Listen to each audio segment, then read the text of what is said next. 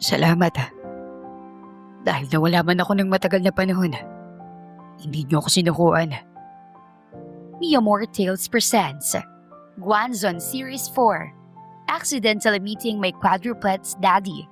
Written by August R. Dad, iiwan ko muna mga bata sa'yo ha. Ipinatatawag lang ako sa gym. Ani Elena sa amang si Adsil Abueva. Kinunutan siya nito ng noo. Yung mga kulit na yan. Sus! Ingos niya. Gustong gusto mo naman. Sabi kasi sa'yong umalis ka na rin sa trabaho mo.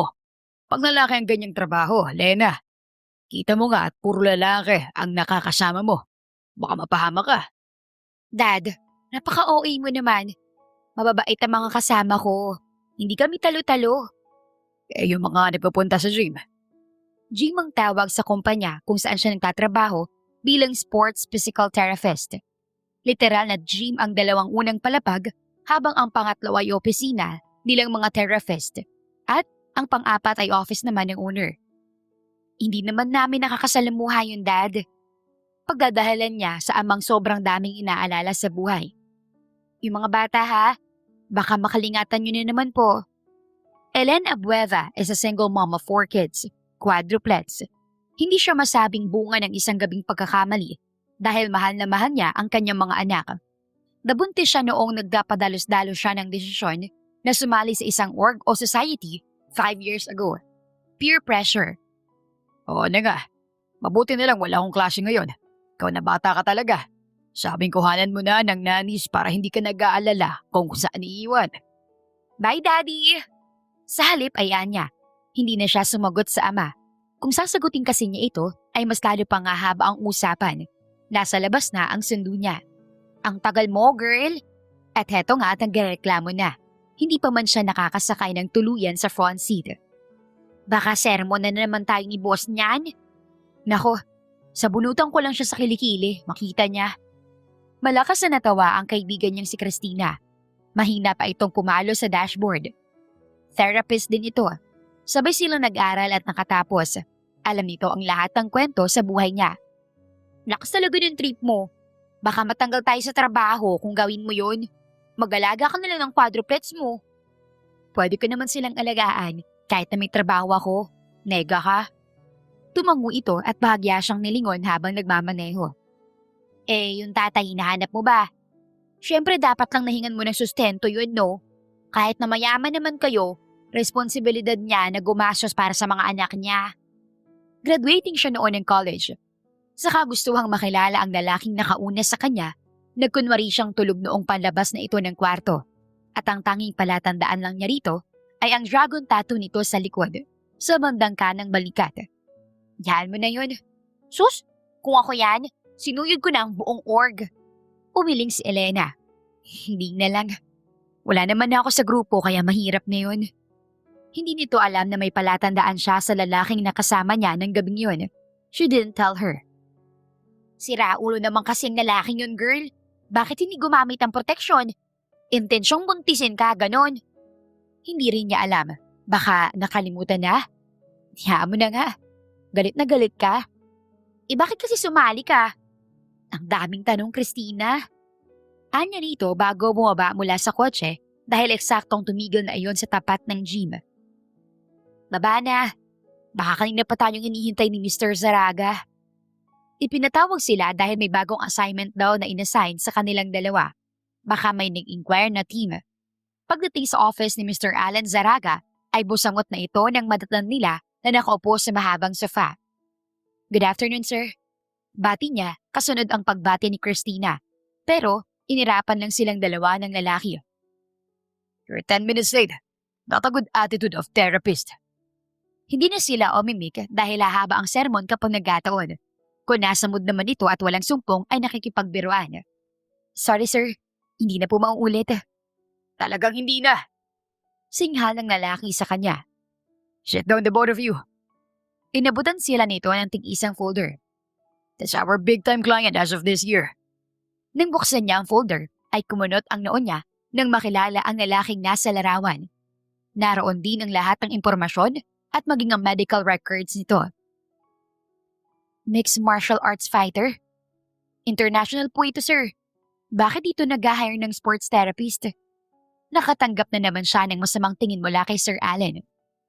Ano namang akala mo sa negosyo ko? Pepitsugin para hindi sila kumuha ng tao rito. Sabay silang natawa ni Christina. Sa bagay, Sir Allen, hindi rin naman biro ang mga therapist mo. Example na lang kami ni Lena, hindi ba? I don't think so.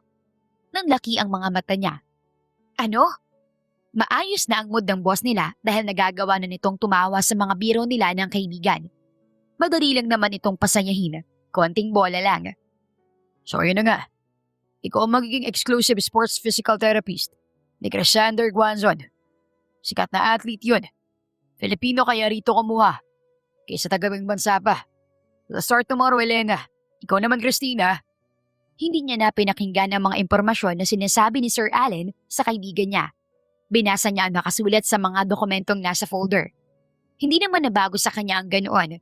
Ang nakakapanibago lang ay international athlete ang aalagaan niya sa ngayon. Basahin mabuti ang bawat nakasulat dyan sa binigay kong copy sa inyo. Ultimo kalit-liit ang detalye na nandyan. Buwaba silang dalawa sa office nila. May chismis pa siyang naririnig pero isinawalang bahala na niya dahil abala na sa bagong trabaho. Bukas na bukas ay pupuntahan na niya ang opisina ng athlete. Di ba biyahe ka na papuntang Amerika, Lena? Ha? Nilingon niya si Christina sa nakatabi lang niya sa cubicle. Hindi. Narito lang naman pala sa bansang office noon. Ay, mabuti ka pa pala. Ako babiyahe na mamaya papuntang Mexico para sa athlete na to. Doon na muna ang destinasyon ko. Hinawi nito ang buhok. Joke lang. Doon lang ako magpupunta dahil doon daw ang sunod na laban ng athlete ko. Okay. Pag-uwi niya kinagabihan sa kondo ay nagbihis na siya saka humiga sa kama. Hindi na muna niya sinundo ang mga anak sa bahay ng daddy niya. Makapagsabi naman siya at nakapagpaalam sa apat. Here we go. Bulong niya sa sarili. Halos 2 buwan din siyang walang trabaho. Laging nasa office lang. Papikit na sana siya nang maalala ang kwintas na lagi niyang tinititigan bago matulog. Nasa na nga ba yun? Oh, here it is. Itinaas niya sa ere ang gold chain necklace at tinitigan. Simple lang kung titingnan, pero may maliliit na letrang naka-engrave. Hindi lang niya masyadong maaninag sa sobrang liit. Sa kanya ka ba? Maibabalik pa kaya kita sa totoong may-ari sa'yo? Nang masiyahan na sa kakatitig sa kwintas, ay ibinalik niya na iyon sa drawer at saka natulog. Ang kwintas na iyon ay nakuha niya sa lalaking nakasiping noong gabing yun, 5 taon na ang nakalipas. Naiwan ito sa kama. Kinabukasan, nakatayo siya sa tapat ng isang 3 palapag na building kung saan siya makakausap ang manager ni Crisander Guanzon. Iginiya siya ng isang staff patungo sa office nito. Good morning po. I am Elena Avueva from Zaraga Gym. Pakilala niya sa matandang manager. Nagagalak ako makilala ka, Miss Abueva. Sit down. I am Eduardo Faisal, the manager of Chris Guanzon. Ihintay lang natin sandali siya rito. Nasa training pa sa baba. Anito. Okay lang ba sa'yo ang laging umaalis ng bansa? Walang pamilya, walang anak, walang boyfriend. May anak po pero walang asawa at walang boyfriend. Nangunot ang noon nito. So, paano yun? Hindi ka makakaalis ng bansa anytime dahil may anak ka. Anito, tapos bumulong. Sinabi ko naman kay Allen na kailangan ay ready anytime. Tumikim siya, nangingiti. I can manage po. Mababait ang mga anak ko. Alam nilang trabaho ko at marunong silang umunawa. Mga anak? I have 4 cute quadruplets po, sir. Hindi naman siya na-inform na job interview pa lang pala iyon. Magsasalita pa sana ito at magtatanong nang bumukas ang pinto at hubad-barang pumasok ang atletang makakasama niya, si Crisander Guanzon. Tumutulo at nanginginang ang pawis nito sa katawan. Dumadaloy iyon sa biceps at abs nito. Mabuti naman at nandito ka na. This is Miss Elena Abueva, your new sports physical therapist. Nawa naman ay magtagal na sa'yo, ano? Prangkang tuwa ng matanda sa bagong dating. Pagod na ako maghanap para may makakatuwang ka sa bawat laro mo. Masyado ka pa namang mapusok. I told you, I don't need a therapist. Anyel nito sa malalim at malat na boses. Ang kulit mo lang. Napapakamot na lang siya sa ulo dahil sa sagutan ng dalawa. Parang nag-aaway na. Nanatili siyang tahimik na nakikinig. Totoo nga ang balibalita tungkol sa binatang athlete. Masungit ito. Hindi nga pwedeng hindi, Crescender. Masyado kang mapusok at hindi inaalagaan ang katawan. Masyadong mahalaga ang pagiging healthy sa uri ng trabaho mo. Whatever. Baka naman walang ginawa yan kundi tumingin sa katawan ko. Tulad ng mga una mong nakukuha. Wala siyang pakialam. Natural na sa kanya ang makakita ng mga katawan, ngunit sa pagtalikod dito ay nanlaki ang mga mata niya dahil sa nakita. Yun ang unang beses na nakita niya ito dahil hindi naman siya nanonood ng MMA. He has a dragon tattoo on the back of his right shoulder. Pwedeng magtanong? Singit niya sa sagutan ng dalawa. Tinaasan siya ng kilay ni Chris. What? Yung tattoo sa likod mo? Matagal na ba yan? Mas lalong tumaas ang kilay ng lalaki. Ang manager naman nito ay tumikim. Why'd you ask? Ikinailing niya iyon ng ulo. Naitanong ko lang. Umirap si Crescender bago tumayo at nagpaalam. Alis na ako. I need to go back to training. Buntong hininga ang narinig niya sa matandang manager ng lalaki. Pagpasensyahan mo na ang batang iyon. Masyado lang talagang kaikba ang ugali. Kita mo na yan. Kailangan na magbabantay talaga sa gawi. I understand po.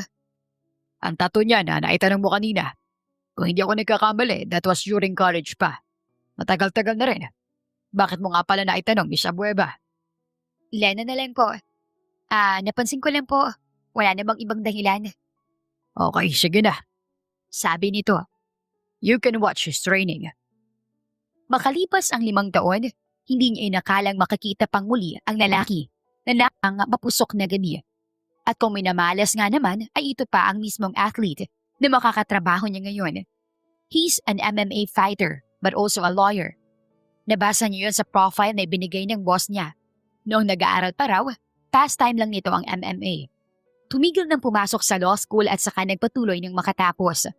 Kalaunan ay hindi naging madali ang trabaho niya kay Crescender dahil talagang marami itong napupuna sa bawat kilos niya. Are you done? At hindi rin niya akalain ang pagiging therapist niya ay may side hustle pala. Sa kasalukuyan ay nagtutupi siya ng mga damit ito at inilalagay ang mga iyon sa maleta at sila nang dahil tapos na ang laban nito. Saglit lang naman. Paano ko ba kasi pagkakasyahin ng mga damit dito? Angil niya. Noon kapag nagsusungit ito. Pero sa nakalipas na 5 buwan ay nagamay na niya. Ikaw kayang gumawa. Hindi yan nakahilata ka lang dyan. Angal ka. Huwag na kaya tayong tumuloy pa uwi. Dito na lang tayo. Total, may training ako rito. Sinimangutan ni Elena ang lalaki. Manigas ka. Uuwi ako. Hinihintay ako ng mga anak ko. Alam din itong may quadruplets na anak siya. At sa mga nakalipas na buwan, ay paminsan ding nakakausap nito ang 4. Hindi ka naman nila namimiss. Mas tinatanong pa nga nila ako kaysa iyo eh. Kumakamot sa ulong tumahimik na lang siya. Masungit na nga ito, masyado pang mapang-asar. At may katotohanan din ang sinabi ng lalaki. Kapag kausap niya ang mga bata, ay palagi hinahanap ng mga ito ang alaga niyang athlete. Tapos na po kamahalan. Pwede na ba akong bumalik sa hotel room ko? Sarkastikong paalam niya rito. Wala ka na bang ibang iuutos? Nothing. For now. Di naman sakop ng trabaho ko maging katulong mo. Po. Bye. Hindi na niya ito dilingon. Ang bilis lang ng panahon. Minsan ay hindi na niya kailangan sumama sa mga laban nito. Basta bago ito lumaban ay tinetherapy lang muna at balanced diet. Masyado nga lang talagang matigas ang ulo nito tulad ng sabi ni Mr. Faisal. At ngayon naman ay nasa biyahe na sila pa uwi. May mga pasalubong ka sa quadruplets? Tanong ni Chris sa kanya. Inilingan lang niya ito bilang tugon. Ayaw niyang magsalita. Inaantok siya, pero mukhang wala itong balak na tigilan siya. Bakit hindi ka bumili? Paano kung humingi ang mga yun? Buti na lang nakabili ako. Kinunutan niya ito ng noo. Ha? Kailan ka bumili? Bakit mo tinatanong? Wala ka namang oras para magbibili pa ng kung ano-ano ah. Nagtatakang usisa niya. Ikaw nga maraming oras. Hindi man lang naisip na mamili. Paano ng mga bata kung wala akong binili, di ba? Ipinikit na lang ni Ellen ang mga mata bago isalpak ang earphone sa tenga para hindi na marinig ang pangungulit ng lalaki. Nakatulog siya makaraan lang ang ilang minuto dahil na rin sa lamig. Nagising lang siya noong nag-a-announce na ang piloto. May van na sumundo sa kanila pero hindi siya roon sasabay. Coach, may sundo po ako. Paalam niya sa coach at manager na si Mr. Faisal. Sige Elena, mag-iingat ka. Humiwalay siya sa mga kasama. Naglalakad na siya patungo sa parking lot nang maramdamang may nakasunod sa kanya. What are you doing? Tanong niya kay Chrysander ng prenteng nakasunod. Nakasuklob ang hoodie nito at may suot pang cap. Pasabay. What?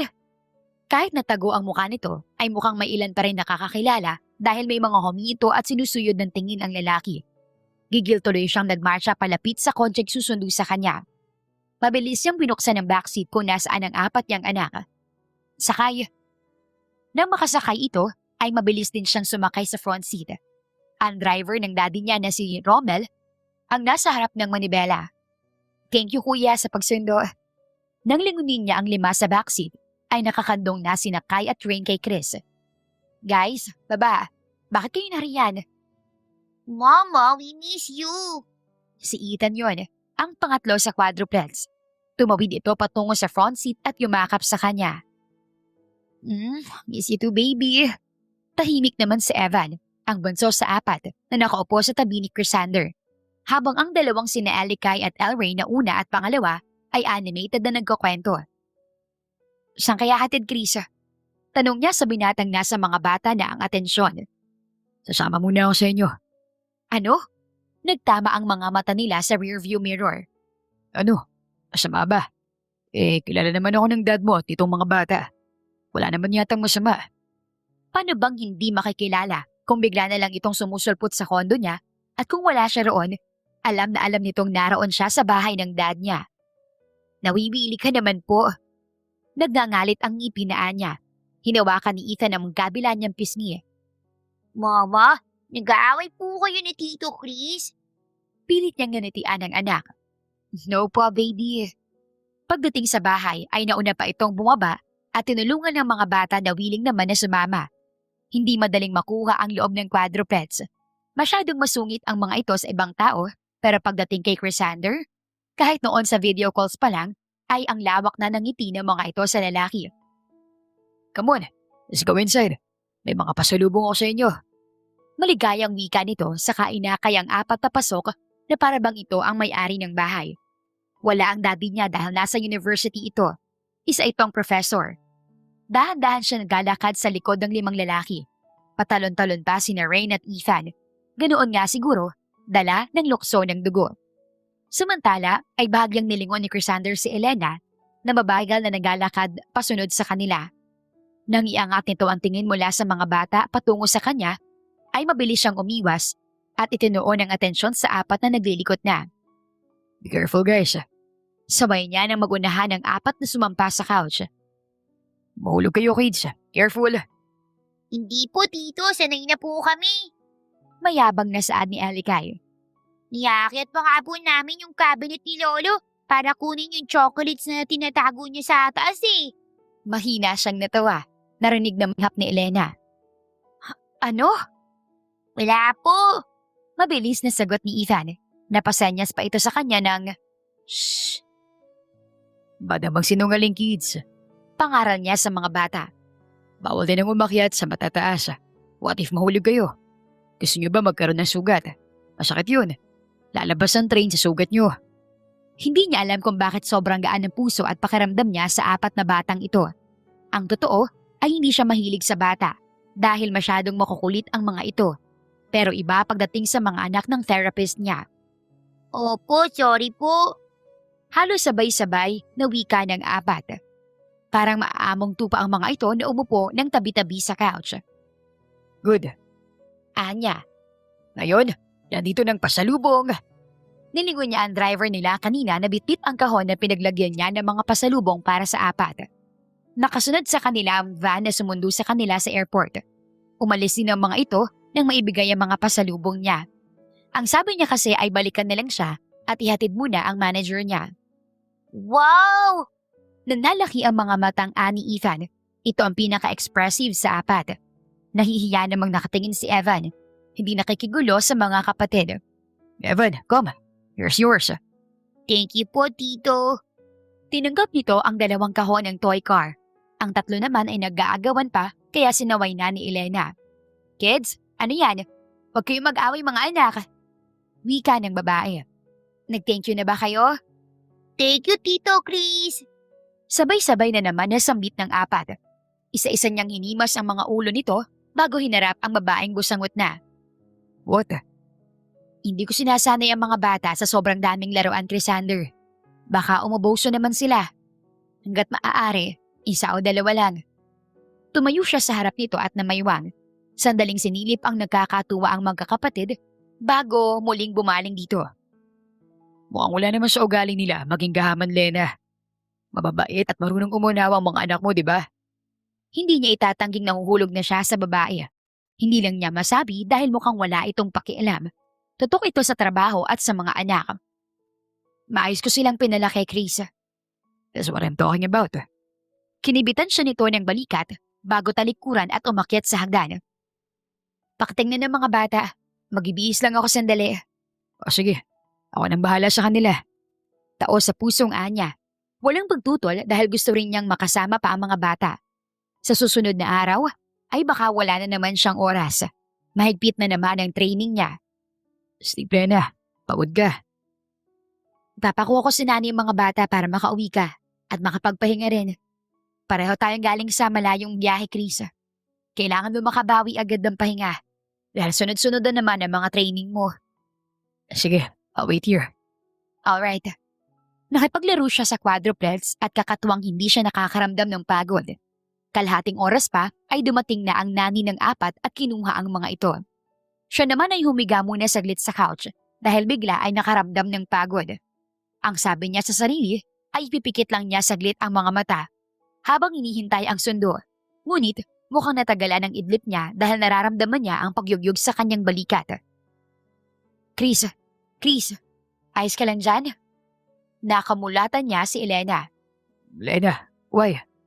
Gabi na. Nakasimangot na anito. Napalingon tuloy siya sa labas at madilim na nga.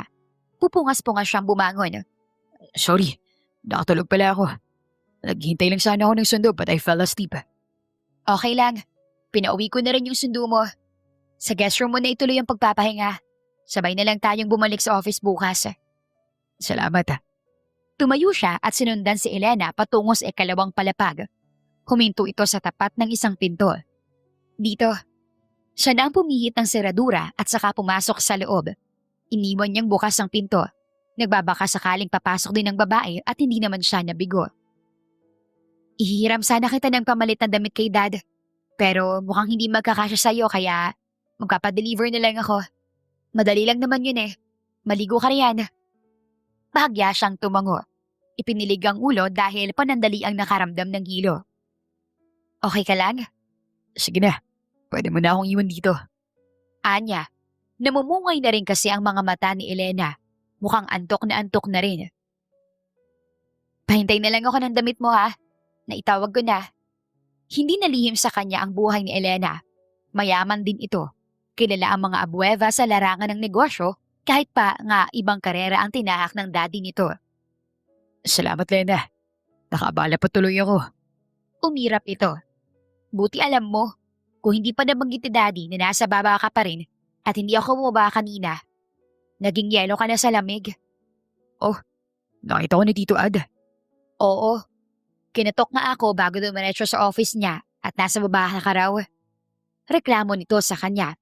Umupo na ito sa paanan ng kama. Doon na naman yun magdamag. Hindi natutulog eh. Nag-aalala na nga ako sa matandang yun. Mahina siyang natawa. Kung siya ang tatawag ng ganoon sa dad niya, ay sapak ang aabutin niya sa mommy niya.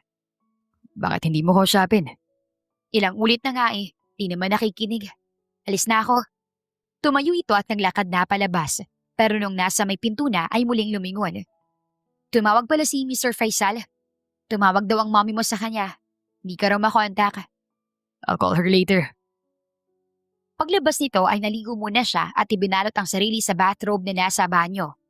Habang inihintay ang damit na pinapadeliver ni Elena. Nagtungo siya sa terasa at tinawagan ng ina. Mom, hello. Hindi ka uuwi sa Pasko? Nandito ang girlfriend ng Kuya Oscar mo. Nakakahiya naman kung hindi tayo kompleto, anak. Mommy, nandiyan na bang iba? Ang Mami Clementine talaga niya ay masyadong perfectionist. Oo, ikaw na lang ang kulang. Magpapasko tapos kulang na naman tayo. Lagi na lang. Oo na nga po. Kaya naman matapos ang training niya at sunod na laban na talo, ay umuwi siya kasama si Elena. Hindi rin naman sila nagtagal doon dahil may mga kailangan silang asikasuhin tungkol sa sports pagkatapos ng bakasyon. Paghandaan mo mabuti ang laban mo ngayon, Chris. Paalala ng coach niya habang tumatakbo siya sa treadmill. Nagwa-warm up siya para sa sparring mamaya. Masyadong atat ang kalaban mo na balian ka ng buto. Sa kabilang banda ay nakikinig lang si Elena sa usapan ng dalawang lalaki. Nakaupo siya sa maliit na sofa na nasa loob ng gym. Tapos na ang therapy nila kanina. Baka siyang balian ko ng buto, coach. Huwag niya akong yayabangan. Hindi pinansin ng matanda ang sinabi ni Chris. Nagpatuloy ito sa pagpapaliwanag. May press conference kayo next Saturday. Dahil marami nag-aabang sa paparating yung laban. Face off. Mas lamang naman ako sa kagapuhan. Sa gunggong na yun. Napaismid si Elena. Napakayabang talaga nito. Gusto sana niya iyong sabihin, pero mas piniling manahimik at hindi na naman matitigil ang bibig nito kakasalita. Mababawasan pa ang enerhiya nito sa pagyayabang lang sa kanya. Gwapo ka nga. Matatalo ka naman. Hindi kayabangan ang labanan doon. Gigil na sa'yo yun.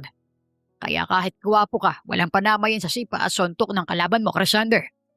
Mahina siyang natawa, kaya nakatanggap ng masamang tingin sa lalaki. What's funny? Wala. Nagbabasa ako dito sa phone, oh.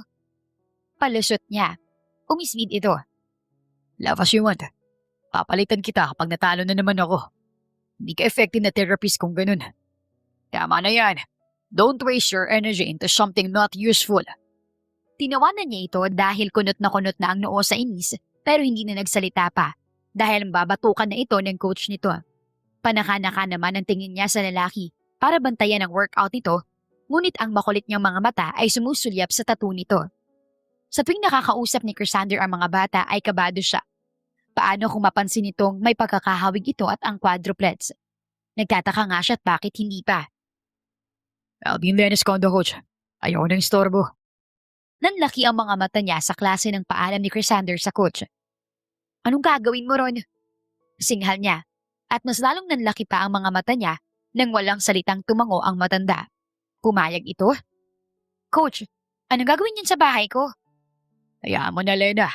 Pahinga niya na rin yun. Eh paano makakapagpahinga yan sa bahay, Mr. Faisal? Eh wala namang gagawin yun dun kundi kulitin ang mga anak ko. Sinamaan niya ng tingin ang lalaki. Hindi ka pupunta sa kondo. Matulog ka. Mag-relax. Pag ikaw talaga nabalian sa sunod mong laban dahil sa pagiging palagay mo. Hindi nga. Sabi nga ni coach, nakakapagpahinga ako kapag kasama kong quadruplets. Lumunok siya at umiwas ng tingin dahil baka mabasa nito ang nasa isip niya at ang pangambang sumasayaw sa kanyang mga mata. Hindi nga pwede. Period. Ang sabi nga ng iba ay napaamon niya ang masungit na MMA athlete. Siya lang daw kasi ang kaya makapagsagutan dito nang hindi nito nabibigwasan. Takot at takot nga rito ang ibang mga kasamang athlete. Pero, as usual, hindi ito nakinig. Kaya heto ngayon sila sa kwarto ng quadruplets. Tabi-tabi silang nakahiga sa malaking kama dahil nag-aya ang mga bata. Lena, What? Nasa magkabilang dulo sila ng kama. Napapagitnaan nilang dalawa ang mga batang tulog na. gising ka pa? Gusto niyang ampasin ito ng unan. May tulog bang sumasagot pa? Tulog na. O sige, bukas na lang kapag maaga ka nagising. Gigil ngunit marahan siyang bumangon at hinarap ang lalaki. Ano nga? Baliw ka ba? Saan ka nakarinig na tulog na nagsasalita? Bumangon na rin ito at umalis sa kama. Kami talk.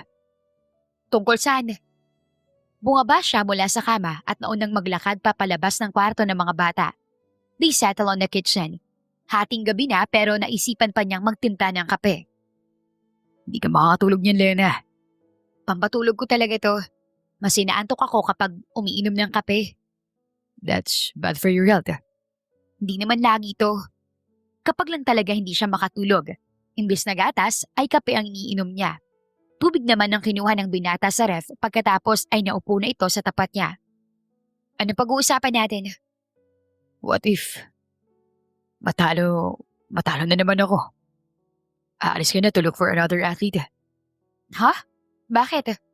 May naaninig siyang uncertainty sa mga mata ng lalaki, pero hindi niya maipaliwanag kung para saan. Bakit aalis? Nakakontrata ako sa'yo. Hindi basta-basta yon. Samantala ay dismayadong umiling si Crisander. Kung wala pala itong kontrata ay agad na aalis. Wala. May tanong ko lang. Bakit ka nga naman magsisettle sa atletang talunan? Kung pwede namang lumipat sa iba. Mahina ay itong natawa. Ano ba yung pinagsasabi mo, Chris? Tulog ka na yata eh. No, just asking. Malalim siyang humugot ng hininga at kinuha ang phone sa bulsa bago ginawa ang nakasanayan, ang tingnan ng larawan ng kwintas na naiwala niya noong initiation sa org. Ang kwintas na bigay ng namatay niyang ex-girlfriend. Matulog ka na, ani Lena. Dahan-dahan siyang umiling. Mamaya na. Narinig niya ang mahinang pagbuntong hininga nito. May problema ka? Wala, may iniisip lang. Okay. Binalot sila ng nakakabinging katahimikan. Parang sasabog ang ulo niya sa sobrang tahimik, ngunit ayaw naman niyang sirain ang moment na mayroon sila sa katahimikan ng hating gabi. Tinitigan niya ang litrato sa kanyang phone. Gusto niyang mahanap ang pintas. May kung ano sa kanyang puso na hindi iyon mabitawan. Pero, paano? Gusto niya rin si Elena. Chris, ano yan? Ha? Nagulat pa siya sa biglaan nitong tanong. Inginuso nito ang phone niya. Yan. Kanina mo pang tinititigan eh. Liz. Pintas ng ex-girlfriend ko. Oh? Yeah. Naiwala ako. Actually, mahina lang ako kung kanino ba. So hard to locate her. Kuryoso itong sumilip sa phone niya at hindi niya maipaliwanag kung gulat ba ang dumaan sa mga mata nito. Bakit mo pahahanapin kung sa ex mo na pala? Hinahanap ba niya sa'yo at binabawi? Umiling siya. No, but I just need to find it for her. Hindi ako matahimik na naiwala ako. Sino pinaghihinalaan mo? That woman I slept with 5 years ago. Tumangu-tango ito. Umayos na ng upo at umiwas ng tingin. Hinahanap nga ng ex-girlfriend mo. Pagak siyang natawa. Paano niya hahanapin kung wala na siya? Tanong wala. Ayaw sanang magpaliwanag, ngunit ayaw ring hindi sagutin si Elena na mukhang kuryosong-kuryoso na talaga. She's dead. Sorry to hear that. No, it's okay. That was years ago already. Mahal mo pa kaya ka nagkakaganyan. That was not a question, but a statement. Sigurado ito sa binitiwang salita kaya napatanong din siya sa sarili. I don't know. May nagugustuhan kasi ako eh. Naguguluhan ako. Malakas na tumawa ang babae. Dinuro pa siya. Ano kayang sasabihin ng mga fans mo kung malaman nilang maguguluhan ka sa dalawang babae? Baka maungkat na hanggang sa kabataan mo niyan. Mahina siyang natawa. Nakakadala ang halakak nito. I am a private person. Hindi ko siya na-share sa social media. Ang dapat sa akin lang. I have my limit. Mabuti nga yung ganun. Para hindi lahat alam ng mga fans mo. So ngayon, social media manager na rin kita. Natatawang biro niya rito. Ano naman kaya sa susunod? Agent na rin? Natapos ang kwentuhan nila ng gabing yun. Maaga rin siyang nagising kinabukasan para kitain ng inang lumuwas para bisitahin siya at ang iba niyang kapatid. Hindi na nga siya nakapagpaalam kay Elena, maging sa mga bata dahil tulog pa ang mga ito. Where have you been, Chris? Salubong ng mommy niyang si Clementine. Mom, Bati niya saka humalik sa pisngi nito. hindi kayo nagpasabi na luluwas kayo. Para ano? Hindi ko malaman na halos hindi ka na umuwi rito sa bahay. Sinong kasama ni Cairo rito kung wala ka? Si Kendrick. Wala nga rin ang kakambal mong yun. Mukhang may inuuwian na kayo rito ah. Panguhusga ng mommy niya. Nakapamaywang na ito sa harap niya. Hindi pa man sila tuluyang nakakapasok sa bahay. Mom, aga-aga po.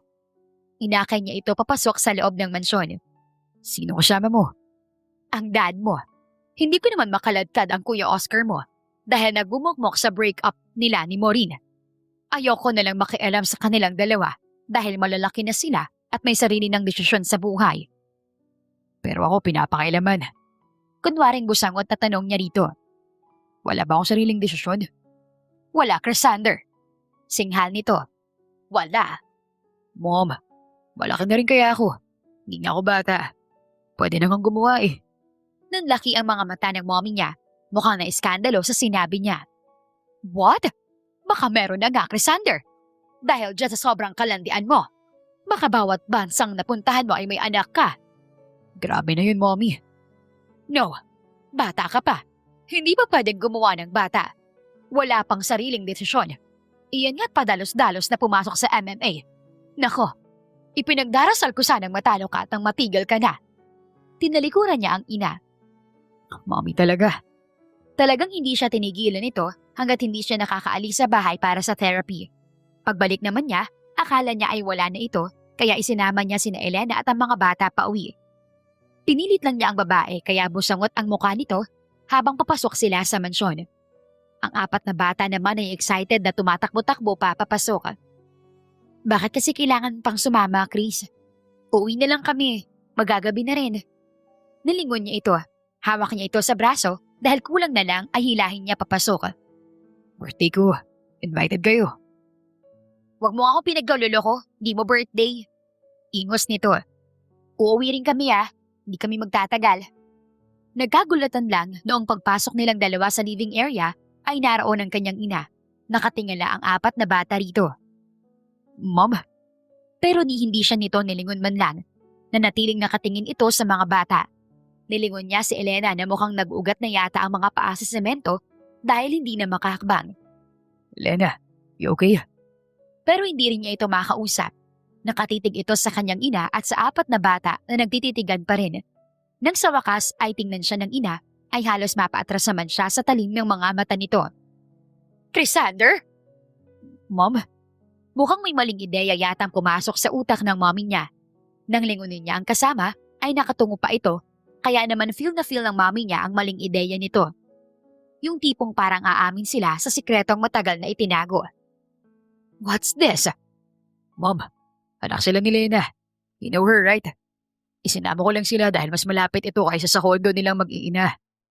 Nasiraan din siya ng sasakyan, kaya sinabay ko na. At tinaanan namin ng mga bata sa bahay ng dad niya. At ito ko nga muna dinala. Hindi makapaniwalang muli nitong nilingon ang quadruplets na abala na sa kakaikot sa buong living area. Are you sure? Hindi mo sila anak? Sa kabilang banda ay napaubo si Elena dahil sa tanong na iyon ni Mrs. Clementine. Parang aabot na sa lalamunan niya ang puso dahil sa sobrang kabog at parang tumatalon na paakyat. Mom, paano kailan ko lang ba nakilala itong therapist ko? At saka magba 5 years old na yun sila. Patuloy na paliwanag ni Chrysandr sa ina. Siya naman ang tinitigan nito kaya napaiwas siya ng tingin. Nang ibalik niya ang tingin sa ginang ay nasa mga bata na ang atensyon nito. Sabi mo parang napipilitan pang sabi ng ginang. Go change your clothes. Tawagan mo na rin si Cairo at kakain na tayo. Maghahain na. Nang umakyat na sa hagdan ng binata ay muli siyang binalingan ni Mrs. Clementine. Don't lie to me, Iha. Po, tinawag nito ang kasambahay na dumaan at pinasamahan niya sa dining area ang mga bata bago siya nilapitan. Unang tingin pa lang, alam kong Guanzo ng mga batang yon. Sino sa mga anak ko? Nako, hindi po. Baka nagkakamali lang kayo, ma'am. Hindi na niya alam kung paano pa itatago at kung ano pa ang idadahilan ngayong mukhang mabubukang siya ng mismong ina ni Chrysandr. Hindi ko na po alam kung nasa ng tatay nila. Wala na rin po akong pakialam. Sumunod ka. Sambit ito at saka nagtungo sa isang kwarto sa unang palapag. Library pala iyon. May kinuha itong isang mabigat at malaking photo album. Look at all of these photos of my children, Iha. Bakit po? Gusto na lang niyang magtatakbo palabas at palayo sa ginang. Mabait naman ito, kaya lang ay talagang intimidating minsan. Nang hindi niya galawin ang album, ay ito na mismo ang nagbuklat. See this? Chrysandr and Kendrick are 5 years old in this photo. Same age as your quadruplets, Lena. Hindi ako magagalit kung sasabihin mong anak nga ng isa sa kambal ko ang mga bata. Pero magtatanong ako kung bakit mo inilihim. Totoo nga pala talagang iyong mga napapanood niya sa pelikula na hindi basta-basta maloloko ang ina. Alam na alam ang bawat detalye. Sa bagay, kung siya rin naman. Halata ang pagkakahawig ng mga bata sa ama, pero ewan niya kung bakit hindi iyon napansin ni Crisander. Sorry po. What's the use of hiding it? Nabuking na naman siya. May mga nakahaing ebidensya. Pero wala naman po akong intensyon na, no, it's okay. Take your time. Hindi ako makikialam sa problema niyong dalawa ni Chris. Nandito lang ako para gumabay. Doon siya nakahinga ng maluwag. Salamat po. Tumango ito. Huwag mo lang ipagkakait sa akin na makita ang mga apo ko. Sapat na yun sa ngayon. Salamat po ng marami sa pangunawa, ma'am. Come on, baka hinahanap na tayo sa labas. Nabawasan ng isipin ni Elena matapos ang pag-uusap nila ni Mrs. Clementine. Tahimik ang gabing yon habang kumakain, maliban sa panakanakang tanong at tawanan, pati na rin sa awayan at asaran ng quadruplets. Doon na rin sila nagpalipas ng gabi. Tulog na ang apat sa kama habang siya ay tulala. Hindi siya dalawin ng antok, kaya lumabas siya sa balcony at nagulat pang naroon din sa kabila ang lalaki. Hindi ka makatulog? Umiling siya. Hindi eh. Ang mga bata? Tulog na. Napagod sa pakikipaglaro sa daddy mo. Masyadong na-enjoy yata ang pagsakay sa likod ni Mr. Guanzon. Mahina itong natawa. Excited kasi ang mga yun sa apo eh. Kaso wala pa naman. Mahina siyang tumikhim. Wala pa bang anak ang kuya mo? Pilit niyang inilalayo sa mga anak niya ang usapan. Wala. Paano nasa ibang bansa ngayon si Mau? Magkaaway yata sila. Di ko alam. Anito, Hindi naman ako nakikialam sa mga problema nila. Unless humingi sila ng tulong. sa pagkakakilala niya sa pamilya Guanzon, hindi pa kailamerong tao ang mga ito. Hinahayaan ng bawat isa na lutasin ang problemang maliban kung humingi ng tulong ang isa. They were respecting each other. Chris, Mrs. Can I court you, Lena? Ha? Mahina itong natawa. No, that sounds wrong. Sorry, go on. Ano sasabihin mo?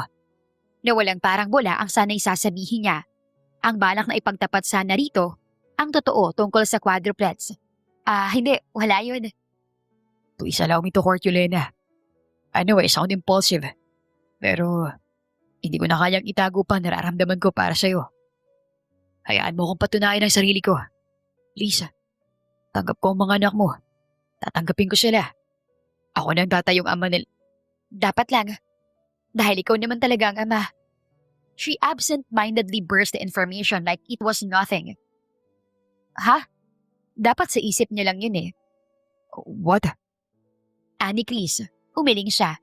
Akmang tatalikod na ng walang kahirap-hirap na sumampa si Crisander para makalipat sa balkonahe kung nasaan siya. Ano yun, Lena? Wala, kalimutan mo na. No, ano yun? I need to hear it again from you. Ako nga man ang quadruplets? Tell me. Pilit siyang kumakalas sa hawak nito sa kanyang balikat. Bitawan mo ako. Baka magising ang mga bata, Chris. Hindi. Pag-usapan natin. Totoo ba mga sinabi mo? Please. Oo. Impit niyang hiyaw. Oo, ikaw. Ikaw ang ama nila. Paano nangyari yun? Hindi naman kita kalala from 5... Wait. Don't tell me. Yes. Ako yung babae sa initiation ng org 5 years ago. Napahilamos sa muka ang binata. Binitiwan siya sa kasumandal sa pader at tumingala sa madilim na langit. Why didn't you tell me sooner? Para saan pa? Wala naman akong plano talagang sabihin. Alam kong kaya mo silang buhayin na hindi humingi ng tulong sa akin. Pero karapatan nilang malaman na akong ama nila. Okay? Hindi ko karapatan dahil ikaw naman ang naghirap para sa kanila. Pero they need to know. They need a father. Hindi siya umimik. Binalot sila ng katahimikan na tanging mabining huni ng hangin lamang ang naririnig. Yung kwintas. Sinulyapan niya ito. Nasa akin. Ibibigay ko sa'yo bukas. Hindi naman malaman ni Crisander kung anong mararamdaman. May anak siya at matagal nang itinago sa kanya. He shook his head. Hindi naman siya galit. That was unexpected. A one-night stand. Thanks. I needed that. Kailangan niya iyon para masiguro kung ano ba talaga ang nararamdaman niya. Sige, Chris. Matutulog na ako. Ikaw rin. Dahil may fight ka para sa Spresscon bago ang laban mo. Tumango siya kahit na hindi nakatingin sa babae. Yeah. Mauna ka na. Nang tuluyang makapasok si Elena sa kwarto, ay nanatili siya nakatingala sa kalangitan. Napamura siya ng mahina. Hindi niya napigilan ang sariling silipin ang kanyang mag-iinang himbing na sa pagtulog. Hindi niya akalain na may anak na siya. May pamilya na siya. Matagal siya nakatitig sa mga ito, saka naalala ang kwintas ng namatay niyang ex-girlfriend. Gulong-gulo siya sa nararamdaman. Hindi niya alam. Gusto niyang alamin kapag nasa kanya na ang kwintas. Good night. Bulong niya sa hangin bago tumalikod at muling sumampa sa barandilya para makabalik sa sariling kwarto. Kinabukasan ay maaga siyang nagising kahit na madaling araw na nakatulog. Gusto niyang ipagluto ang mag-iina niya. Naabutan niya sa kusina ang ina na katulong sa pagluluto ni Cairo. Good morning, Mom. Morning, Kai. Sinimangutan lang siya ng kapatid habang lumapit naman ang mommy niya para humalik sa kanyang pisngi. Anak, ang aga mo namang nagising. May lakad ka ngayon? Gusto ko sanang ipagluto ng agahan ng mag-iina ko, Mi. Ha? Natatawa siyang umiling. Don't pretend you don't know me. Hindi mo ako maluloko. Saan, Chrysander? Magaling manghuli ang mommy niya pero hindi ito marunong magsinungaling. Mommy, alam kong alam mo. Sandali kayong nawala ni Elena kahapon. At yung pagtitig mo sa mga bata. Malakas itong humalakak. Si Cairo sa tapat ng sink ay tila gulong-gulo habang pinapanood sila. Bulag ka ba, anak? Di bang klaseng tanong yun, Mom? Unang kita ko pa lang sa quadruplets. Ay alam kong Guanzon sila. Hindi mo nakikita? Matagal mo na silang nakakasama, hindi ba? Opo. Pero hindi mo napansin. Dahan-dahan at alangan siyang umiling. Hindi po. Habang nagluluto sa tulong ng ina, ay hindi mawari ni Chrysander ang nararamdaman. Parang sasabog ang puso niya dahil sa lakas ng kabog niyon. Nababara ang lalamunan niya dahil sa pinipigilang luha. Good morning po. Sabay silang napalingon nang marinig ang maliliit na tinig mula sa pinto ng kusina. Kai, Rain, pasok kayo, kakain na tayo. Ang yaya niya sa dalawang bata. Tinulungan niya ang mga itong makaupo sa harap ng mesa. Where's your mom? Sina Ethan at Evan. Natutulog pa ba? Si Elrain ang sumagot. Nagkukusot pa ng mga mata. Hinihintay po si Mommy. Natutulog pa.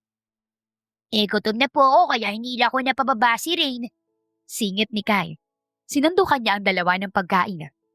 Kain na. Mom, Cairo, kayo rin. Ihintayin ko na si Elena. Sa kanila na ako sasabay. Sabayin niyo ng mga bata. Hindi rin naman nagtagal, ay bumaba na ang dalawang bata at si Elena kaya nakakain na sila. Nasa sala sila at nagpapaalam na ang babae sa mommy niya nang tanungin niya ang apat na bata.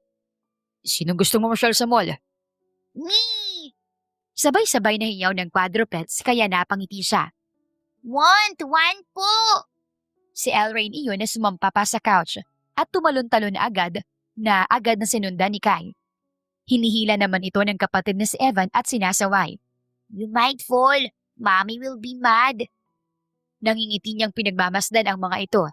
Nakakatuwa na napalaki ni Elena ng maayos ang kanilang mga anak. Hindi niya hihilingin na ipakilala siya nito bilang ama sa ngayon. Basta, huwag lang ilalayo ang mga ito sa kanya. Let's go, kids! Ani Elena na inaaya na ang mga bata para umuwi. Mabilis itong sinagot ni Alikay. Mommy, papasyal daw po tayo sa mall, sabi ni Tito Chris. Ha? Saglit siya nitong nilingon. May trabaho si Tito Chris, mga anak. Hindi pwede. Next time na lang, no? Nanatiling tahimik si Chrysander. Pinapanood kung paano i-handle ng babae ang mga anak. Mommy, Nagdadabog na si Ethan na lumapit sa ina at yumakap sa binti. I wanna pasyal po. Sige na, please. Bakit kasi inaya mo? Singhal sa kanya nito. Nanitian lang niya ang babae. Minsan lang naman. Saka hindi ko alam kung makakabalik ba ako kagad. Mamimiss ko ang mga bata. Sige na, payagan mo na. I will schedule my flight first thing tomorrow. Chris, hindi na. Malamlam niya itong tinitigan. Please. Nakaramdam siya ng hindi maipaliwanag na tuwa nang tumango ang babae. Napipilitan man ito ay binaliwala na lang niya. Dinala niya sa mall ang mga bata. Kumain sila sa paboritong fast food chain ng mga ito at kasalukuyan ay nasa toy store naman sila. Mommy, can I get two? Tanong ni Evan na nakatingala sa ina. Siya ang sumagot. Of course, anak. Get as many as you want. Kayo rin, Alikay, Rain at Ethan, okay? Tinitigan siya ni Elena. What? Wala. Malaki ang ngiti ni Crisander habang akay si Eva na nahihiya at ang tatlo naman ay nasa unahan nila. Turo ng turo ng mga laruan at si Elena naman ay pigil ng pigil sa mga anak. Yan mo sila. Let them be. Hindi naman to lagi. Masasanay ang mga yan. Hindi ko sila ibinibili ng mga gamit na hindi naman nila magagamit araw-araw o yung makakalakhan lang nila. Sa kabilang banda ay reklamo ni Elena. Lena, okay nga lang. Don't worry. I wanna spend time with them dahil hindi naman lagi free ako. Anang lalaki, bumuntong hininga siya. Ewan ko sa inyo. Nang matapos nitong ipamili ang mga bata, ay nagaya naman ang lalaki sa isang sikat na restaurant para kumain. Doon nawala ang privacy nila. May lumapat kasing matandang lalaki at nagka-picture dahil nakilala si Crisander. Sorry about that. Hinging paumanhin ng lalaki habang bumabalik sa kinauupuan sa ikalimang pagkakataon.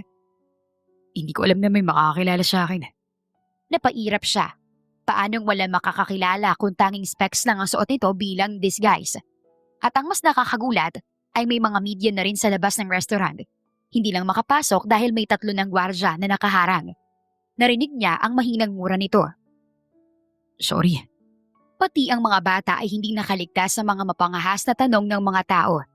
Hanggang sa makauwi sila sa kondo ay panay ang buntong hininga niya. Alam niyang iyon ay simula pa lang ng mas malalang mangyayari kung hindi maaagapan. Na-expose ang quadruplets na pinanghunahan ng tawagin ng mga chismosa sa social media na anak ng sikat na MMA fighter. Sorry, Lena. Hindi ko naman inaakalang may makakakilala sa akin dito. Hindi naman kasi mahilig ang mga tao dito sa mixed martial arts. Hindi ko na muna siguro ilalabas ang mga bata for the meantime para makaiwas.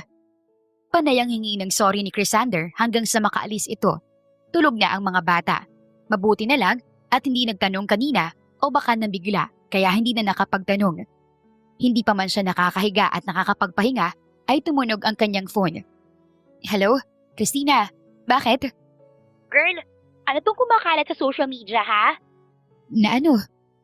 Bakit kalat na may mga anak kayo ng athlete na hawak mo? May mga pictures pa na kasama? Napahawak siya sa sentido. Ibinagsak niya ang sarili sa paanan ng kama, suot ang kulay puting nighties. Isinama kasi ni Chris ang mga bata kanina para ipasyal. Naging maluwag ako. Hindi ko naisip na baka may makakilala nga sa kanya. May nagpa-picture sa kanya eh. Hindi ko alam na dadami ang kasunod hanggang sa nakarating na yata sa media. Malakas itong humalakak. Nice! May instant daddy ang quadruplets mo. Manahimik ka, Christina. Ang laki-laki ng problema ko ngayon, tinatawanan mo pa ako. Eh bakit ba kasi hindi kayo naging maingat? Magpa-family bonding kayo, hindi pa sigurado. Yan tuloy. Pero mabilis namang magagawa ng paraan yan. Isang pitik lang yan ang daliri ng Tito Axel mo eh. O kaya sa side ni Crisander.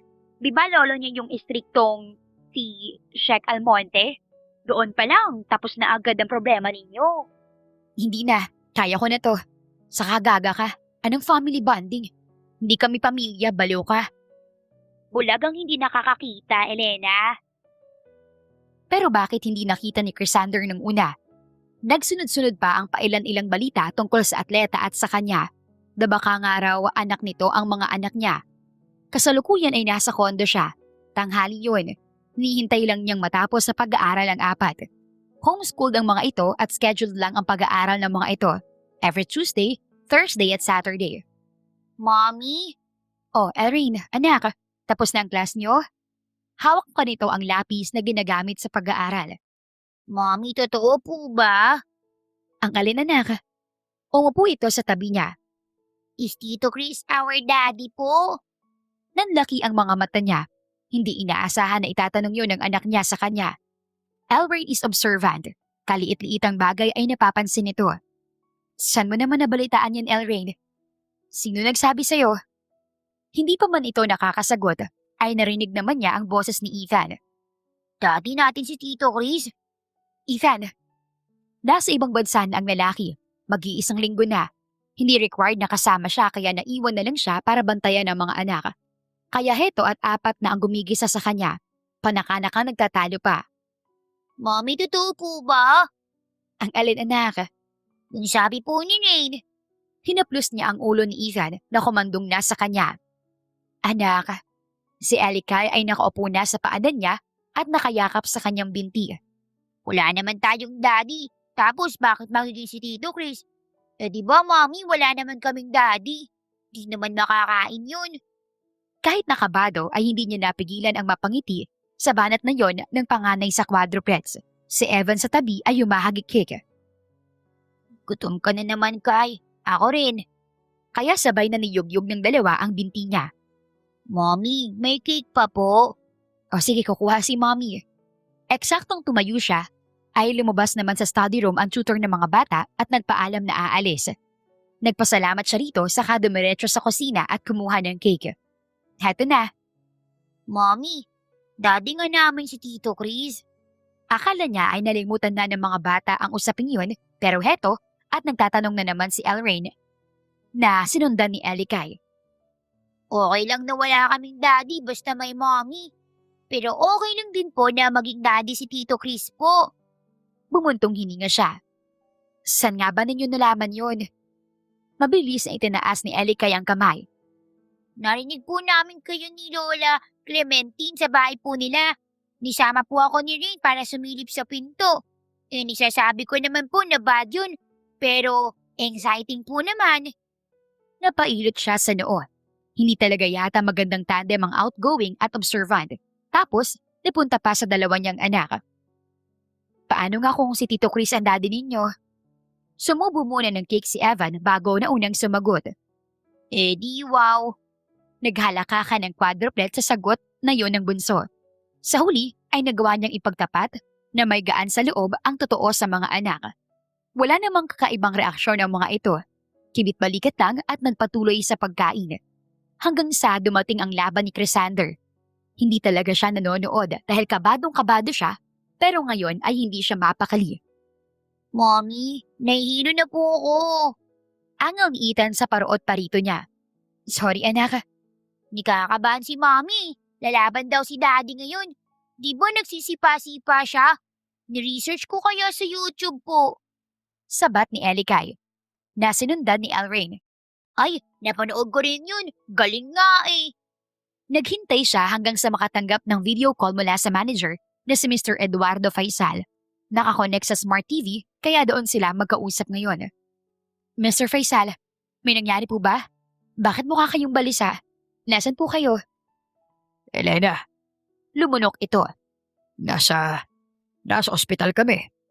Po? Napatayo pa siya sa sobrang gulat. Ang mga bata ay naging attentive. Bakit po? Ano po nangyari? Si Crisander kasi, he lost and injured. Pero hindi naman malala. Na-dislocate lang ang balikat niya. And the doctor advised him to rest. Hindi mo na siya pwedeng lumaban for the next 1 year. Naglakad ito at pumasok sa isang pinto at maya-maya ay pumalit ang mukha ng binata sa screen. Hay, May benda ito at arm's sling. What happened to you, Crisander? Hindi pa man ito nakakasagot ay nagunahan na sa harap ng screen ng apat. Kumakaway-kaway. Daddy, are you okay po? Hiyaw ni Alikay. Nasinundan ni Elrain. Daddy ka namin po, di ba? Elena, Samantala ay naguguluhang tawag ni Chris kay Elena. Nasa likuran ito ng kanilang mga anak. they already know? Ang sakit at kirot na nararamdaman niya dahil sa pilay na natamo ay walang-wala sa ginhawa at saya nang malaman na ipinaalam na pala ng babae sa mga bata na siya ang ama ng mga ito. Oo, hindi nakangiting sagot ni Elena. Hindi ko sinabi. Nalaman lang nila. What? Gulat pero malawak ang ngiting tanong niya. Paano? Umiling ito. Huwag mo nalang alamin. Ang sagutin mo ay ang tanong ko. Napangiwi siya, saka bumalik ang kirot na nararamdaman sa balikat. Natalo at na-injure. Bakit? I mean, paanong injured ka? I know hindi laging panalo. Hindi rin laging safe ang trabaho mo. Pero paano nangyari? Ano nga? Tumikim siya. Hindi idiinda ang sakit at pagkapahiya dahil sa pagkatalo. I was thinking about the issue. Nakalimutan ko nasa kalagitnaan pala ako ng laban. Because I was busy thinking about it and planning how to fix it. My gosh! Bulalas nito mula sa kabilang linya. Cassandra naman! Hanggang sa makauwi siya sa bansa, ay sumasakit ang tenga niya sa kakasermo ni Elena. Tuwang-tuwa naman siya dahil isa lang ang ibig sabihin nun. May pakailam ito sa kanya. At ngayon ay nasa living area sila ng kondo ng kanyang mag-iina. Kasama niya ang 4 na anak habang masama ang tingin sa kanya ni Elena. Ano? Kakainis ka talaga? Mahina siyang natawa. Bakit ba? Ayos nga lang ako. Ay ewan, sandali. May kukunin lang ako. Nang tumayo ito ay tumayo rin siya para sundan ito papasok sa silid nito.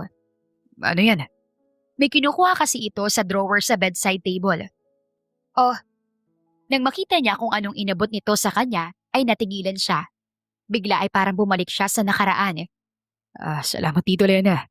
Ay, Pinangangaposyan siya ng hininga habang titig na titig sa kwintas na nasa kanyang mga palad. thank you for keeping this. I need to go. Magpaalam ka sa mga anak mo. Hindi na niya ito nasagot. Tuloy-tuloy siyang lumabas. Saglit lang na nagpaalam sa mga bata bago lumabas at umuwi sa sariling bahay. Hindi rin naman siya nakapagpahinga at nakatulog. Titig na titig siya sa kwintas na matagal nang nawalay sa kanya. Hanggang sa isang ideya ang sumiksik sa isip niya. Kinabukasan ay mabilis siyang bumalik sa kondo at kinausap si Elena. Let's get married. Ano? Nababaliw ka na ba? Hindi naman naapektuhan ng injury mo yung utak mo, no? I'm serious. Please. Gusto ko mabigyan ng buong pamilya ang quadruplets. At ito lang ang naisip kong paraan.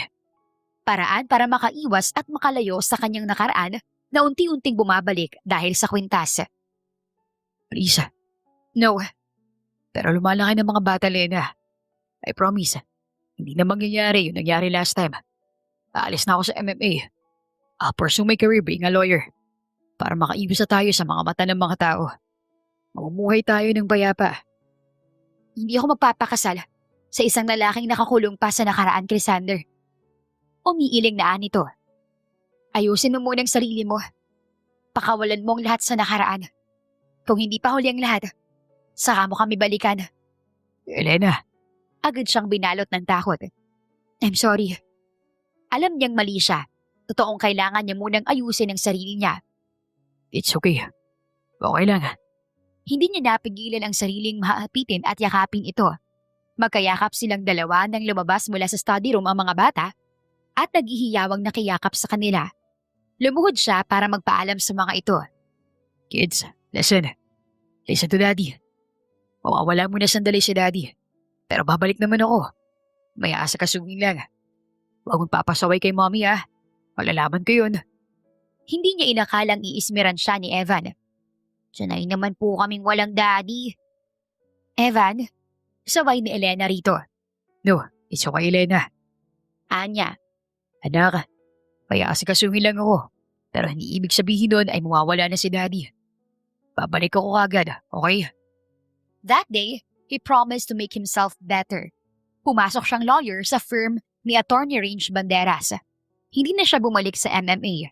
Mabilis na lumipas sa mga buwan at taon. Sumikat na rin siya bilang magaling na abogado at habang nagtatrabaho ay bumalik siya sa puntod ng ex-girlfriend. Tulad ngayon, parang tuluyang nakalaya at mabalikan ang kanyang mag-ina. Sorry. Dahil di ko na matutupad ang pangakong iingatan ko tong kwintas na regalo mo. May pamilya na ako. At ayaw ko mawala sila. Patawad. Inilapag niya sa lapida nito ang kwintas. Hindi ko alam kung makakabalik pa ako rito pero mukhang hindi na. Namatay ito sa isang car accident. Nasa bar sila. Nagselos ito. Nag-drive ng lasing at naaksidente kaya pakiramdam niya ay kasalanan niya. Paalam. Huling sabi niya bago tumayo at walang lingon-likod na umalis para puntahan ang pamilyang pinapangarap at ipinagdarasan niyang hinihintay siya. Unang pinuntahan niya ang school kung saan nag-aaral ang mga bata. 8 taong gulang na ang mga ito. Hindi man sila magkita ng personal, ay palagi siya nagpapadala ng mga handwritten cards para alam ng mga itong hindi siya makalimot. Nagpapadala rin siya ng sustento at regalo sa tuwing may okasyon. Ayaw niya lang talagang humarap sa mga ito na hindi man lang siya maaaring ipagmalaki. At talong ayaw niyang magpakita sa mga ito habang ang kalahati ng puso niya ay nasa ex-girlfriend niyang matagal nang pumanaw. Hi kids. Mukhang naghihintay ang mga ito nagsundo. Uwi na kayo. Si Ellie ang unang nakabawi. Daddy, Agad na yumakap sa kanya si Ethan. we miss you, Daddy. Sabi po ni Ring, umiiyak si Mami lagi dahil miss ka rin. Napangiti siya bago balingan si Alrine. Totoo ba yun? Nasilip ko lang po sa room niya.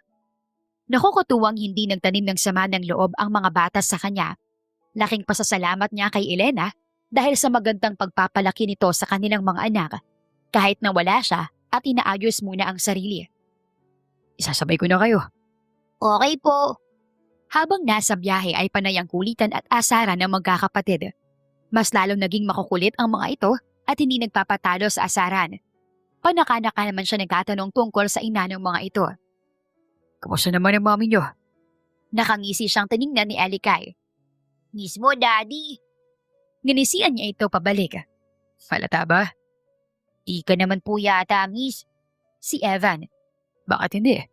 Parang narinig ko lang kanina, umiiyak daw eh. umismid ang bunso. Naniwala naman po kayo. May nagatid nga po rin galing sa ospital tapos sinusundo rin. Wala nam... Shut up, Kai. Hanggang sa makarating sa kondo ay patuloy silang nagkulitang mag-aama. Nadatnan nila si Elena na nagluluto ng hapunan. Mommy, ang aga mo naman po umuwi. Hinatid po ulit kayo ng shooter nyo. Sa Evan iyon na binagsak lang ang bag at yumakap sa ina. Mommy, Anong hinati? Chris? Samantala, gulat na gulat si Elena nang makita ang lalaking kasama ng quadruplets niya. Anong ginagawa mo rito? naku, Mommy. Yan nga rin ang tanong namin sa kanya eh. Ani Ethan. Inaway nga ni Evan kanina. Ngunit kahit anong sabihin ng mga bata ay hindi na niya marinig dahil titig na titig siya sa lalaking kay tagal niyang hinintay. Am I late? Tanong nito nang makapasok sa kwarto ang mga bata. Mabilis siyang umiling. Hindi na siya nag-isip at nagpatumpik-tumpik pa na tumakbo at yakapin ang lalaking mabilis na ibinuka ang mga braso para salubungin siya ng yakap. No, you're not. Sobrang saya ng puso ni Elena. Sa muli nilang pagkikita, muli silang nagsimula ng kwentong silang dalawa kasama ang kanilang mga anak, ang bida. Makalipas ang ilang buwan, nagpakasal na sila. Mahal na mahal ko kayo ng mga bata. Madamdaming pahayag ni Kersander. Hawakan nito ang kanyang kamay at sinusuotan ng singsing. Salamat. Dahil nawala man ako ng matagal na panahon. Hindi niyo ako sinukuan. Natatawa siyang umiling bago siya naman ang nagsuot dito ng singsing. Alam ko ang lahat ng kilos mo sa loob ng mga taon na hindi ka namin kasama ng mga bata. Oh, reaksyon ng mga bisita nila. Anong akala mo? Papayag ako mawala ka at mawala ng ama ang mga anak ko. Lumaki silang wala ka, kaya hindi na ako papayag na habang buhay na mangyari yun. Mahal na mahal ko kayo ng mga anak natin. Pareho pala tayo ng ginawa. Stalking each other. Matapos ang bigayan ng singsing at ilang seremonyas, I now pronounce you husband and wife. You may now kiss your bride. maraming bisita sa araw ng kasal nila. Maraming imbitado dahil parehong kilala ang mga pamilya nila. Nagkakilala man sa isang gabi ng kamunduhan, ngunit simula lang yon ang panghabang buhay nilang pagmamahalan. Mabilis na lumipas ang mga araw. Balik na sa ordinaryo ang kanilang mga araw. Lena, mauna na ako ah. I have a meeting with the client. And then baka mali din ako na uwi. May dinner meeting naman ako with Attorney Banderas and Attorney De Luna. Baka gabihin ka sa ospital. Pasando ka nilang sa driver ah. Don't drive at night, mahal. Hinig niyang sigaw ng asawa mula sa labas ng banyo. Medyo tinanghali kasi siya ng gising. Sige, text me when you arrive at the firm, Chris. Opo. Hindi laging perpekto ang kanilang pagsasama. May paminsan-minsan ding away at hindi pagkakaunawaan.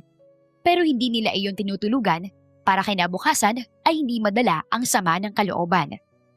The end.